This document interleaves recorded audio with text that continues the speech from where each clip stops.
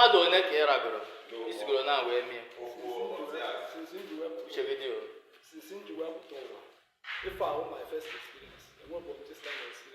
okay, first experience ịra nwoke ibe gị bịa wuru obere nwa gị. Onye ọbụla hụrụ ozi a tụsara m ya n'ihi na aka kparala otu nwa ikorobịa bụ onye nke werela amụ ya wee họpụọ otu nwata nwoke ike ya n'ime ọhịa. Ndewo gị onye ọma na-ege ntị ma na-ekiri ekiri, ebe ị nọ ugbu a bụ na sim.si ha Asịrị FM. Onye gị na ya nọkwa taa bụ 042 Solex, onye akụkọ ụwa. Ngwagere akụkọ nke anyị ji wee bịa taa. Aka ndị ọrụ nchekwa obodo akparala otu nwa ikorobịa onye ọkpọ ntu bụ onye nke werela amụ ya wee dupuo otu nwata nwoke onye nke na-erubeghị afọ 10 ike ya n'ime ọhịa. Nke a mere n'obodo Uruagụ Nnewi nke dị n'ime okpuru ọchịchị Nnewi North nke steeti Anambra, dịka anyị hụrụ n'otu ihe onyonyo ebe ha bụ ndị ọrụ nchekwa bụ ndị jidere ya na-agba ya ajụjụ ọnụ. Dị ka o siri kwuo, ọ kọwara na o kwere ya bụ nwata nwoke bụ onye nke ọ dụnyere amụ n'ike nkwa na ọ ga-enye ya Naira 20,000 bụ 20,000 naira n'olu bekee, ma gakwa n'iru kwe ya nkwa na ọ ga-azụnye ya ekwentị ma ọ bụrụ na o kwe ka ya na ya mee mmekọ nwoke na nwoke. Ogologo kwa dị mmanụ ka mgbede, ya mere ọ ga-aka mma ka iburu oche gị kpudobe nso ma nọrọ ala ka anyị nyoo anya na ya bụ ihe onyonyo ma nụrụ n'olu ya bụ nwa ikorobịa onye ọkpọ ntu ebe ọ nọrọ wee kọwaa ka ya si akpọ ya bụ ntu. Ya mere a sịla na Solex si kama lere onyonyo ya.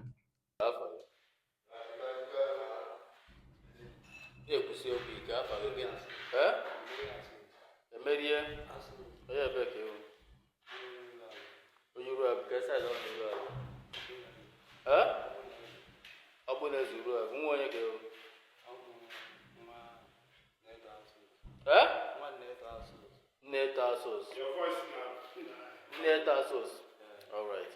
Let's raise the voice to give you. Okay, one net asos.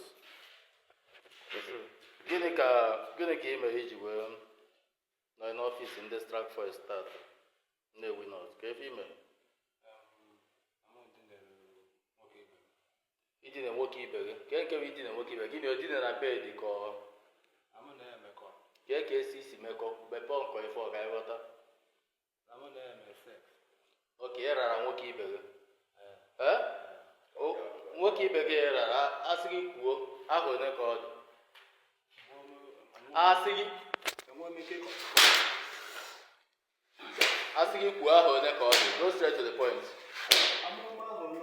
Mana asị gị kwuo nnọọ onye ahụ gị na ya dị n'obodo ọ dị ka orugo 15 years. Go straight to the point. Asị gị kwuo nwa nke na ya dị na aha one ka ọ dị ka ya adị onye ahụ orugo 15 years. Gwa onwe gị eziokwu, orugo 15 years. Okay. Iwe je dube ya amụ n'ike. Gịnị ka ị gwagasịrị ya ka ya emeri ya? Ego ole ka ị gwara ya enye ya? Na-ekwusi okwu ike. Ihe ya 20,000 mekwara ya gị n'ọzọ.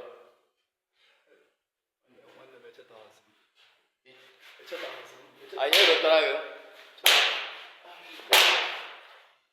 ihe enye ya 20,000 mekwara ya gị n'ọzọ.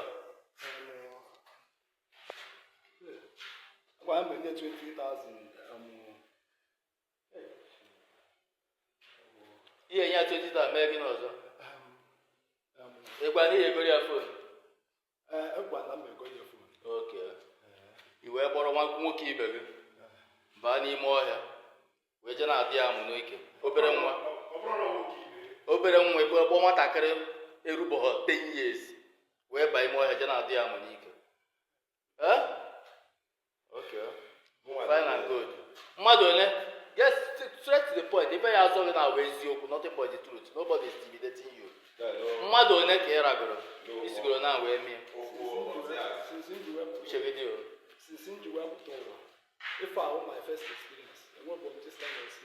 Okay, first experience ịra nwoke ibe gị bịa wuru obere nwa gị. Obere nwa erubeghị 10 years. According to ị na-ekwuru 15 years, mana onye rara awụ nwatakịrị erubeghị 10 years. Nwa ha erubeghị 10 years. according to the parents ha ji titas about 10 years. So ọwụ na onye ọzọ mere ife a mee ya to your sister or your brother ka efi nwere ike ime onye ahụ ma punish kwa. Okay.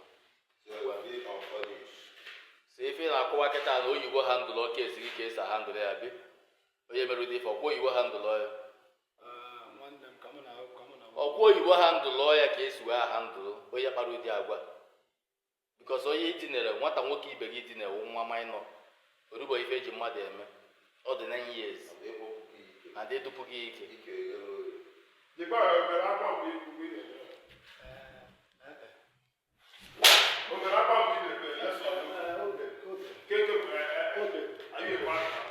and oge edere ọ bara ọfụma ọ bara ọfụma oge edere daalụ inu ebe ị nọrọ n'ọfịs ndị Strifers Nnewi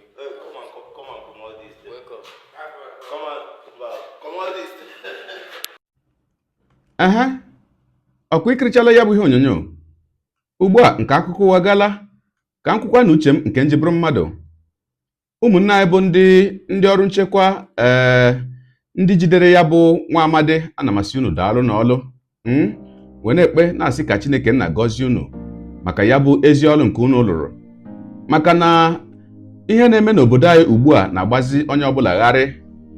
Kedu ihe nji maka ya ekwu? A ka na-ekwu okwu maka ndị ọkpọ ntu, ndị a na-akpọ ntu, ndị na-eme mmekọ nwoke na nwoke.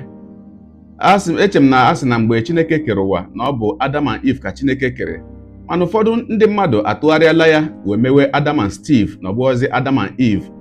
O wee bụrụ ihe dị nnukwu mwute, ma ya bụ ihe abụghị ihe eji mara ndị Igbo. O soteghị na agbụrụ anyị chaa. Aka na-ekwu maka ndị na-akpọ ya bụ ntu. Ụfọdụ ndị ọzọ apụtalakwanụ bụrụzia ụmụaka ka ha na-akpọso ya bụ ntu, ndị nke a na-akpọ n'olu bekee pido, nke a tinyere faịlụ na ngwụcha ya. Achọghị m ịkpọrọ ya aha n'isi otu ugbo maka ndị Mark Azụka na ndị be ya na ndị YouTube. Ndị pido unu amarala ihe m na-ekwu, ma ndị a bụ ndị a na-ekwesịghị ka enwee n'obodo. O wee bụrụ ihe mmụta nyere ndị nne na nna ndị na-azụlite ụmụaka azụlite. Onye ọbụla gbado nwa ya anya, onye ọbụla mara ụdị ndị mmadụ, ndị okenye na-eru ụmụ gị nso. Ma ị mụrụ ụmụaka ụmụ nwaanyị, ma ị mụrụ ụmụaka ụmụ nwoke, unu ahụla na ọ bụghị sọsọ ụmụ nwaanyị ka ndị pido ahụ na-elegara anya ugbu a. Ha na-elegazikwara ụmụ nwoke, na-etinyere ha anya ma na-achọ ndị ha ga-aghọpụ ike. O wee bụrụ ihe kwesịrị na onye ọbụla bụ nne ma ọkwanụ nna ị kwesịrị ịgbado nwa gị anya, mara ụdị ndị na-abịa nwa gị nso, mara karịsịa ndị okenye ndị na-abịa nwa gị nso, ndị na-akpa nwa gị nso, ma na-egotere ha ihe dị iche iche nke eji adọta mkpụrụ obi ha, nke eji arata ha nso. Ị kwesịrị ịgbado nwa gị anya, maka na ana m eche na ụdị ihe a ọ bụghị nnọọ ụbọchị nwa ikorobịa matara nwata ahụ ka o tinyere ya amụ n'ike. Ọ ga-abụ na o nwela ka ha si wee mata ndị a niile a na-akpọ broda, marakwa ihe onye ahụ na-abịa nwa gị nso, nwa gị na-akpọ broda, na-egonye ya ihe, mara ihe o bu n'uche wee na-abịa. Maka gịnị? Ụwa anyị nọzi n'ime ya ugbu a, ọtụtụ ihe dị oke egwu na-emezi. Ọ dị mma ka njedebegodi ebe a. O wee bụrụ maka ya, gị onye ụwa, onye na-egere akụkọ ụwa m, ịmarala etu anyị si eme ya. Deere anyị ebumnuche gị, etisuo ahụ ya bụ ihe nke ikiriri ugbu a na ngalaba okwu ka anyị mara uche gị, n'ihi na uche onye adịghị ya njọ. Daalụkwa gị onye na-eso ebere ya esonye. Ekelekwa gị onye asị gị jide ka iji, onye asị ya jide ka o ji, ị mara na nke o ji kacha mma. Ekpere m bụ na Chineke nna ga na-anọnyere gị ọpụpụ gị na mbata gị, na-etinyere gị aka n'ezi ihe niile nke ị na-eme. Gị taa bụkwanụ mbụ ị na-ahụ ihe onyonyo anyị, asị gị nnọọ. Onye gị na ya ka nọkwa bụ 042 Solex, onye akụkọ ụwa nyere akwụkwọ efere mba ụwa. Ya mere ọ bụrụ na ka m mere dị gị mma n'obi nwanne, biko ọ bụ na Facebook na Instagram ka na-ahụ ihe onyonyo pịara m follow, ọ bụ na YouTube ka ị na-ekiri ya bụ ihe onyonyo pịara m subscribe, ya na mgbịrịgba anya n'akụkụ ka ị nwee ike na-enweta ihe onyonyo ndị ọzọ m ga na-ewetara gị n'ọdịnihu. Ọ bụ na Twitter ka ị hụrụ ya bụ ihe onyonyo pịara m follow, ọ bụ na TikTok itikere m follow ma atọ ọkụma. Igbo ndị ọma njem ọnụ, Igbo mụrụ uze mụ ọzọ, ekelekwa m unu wee na-asị na ọ ga na-adịrị unu niile mma o. Ise ngwanụ tụsara m ihe onyonyo a na-atụsara m ya bụ ihe onyonyo na-apịrị maka na share button ya mara gị mma ezigbo mmadụ. Udo dịrị unu.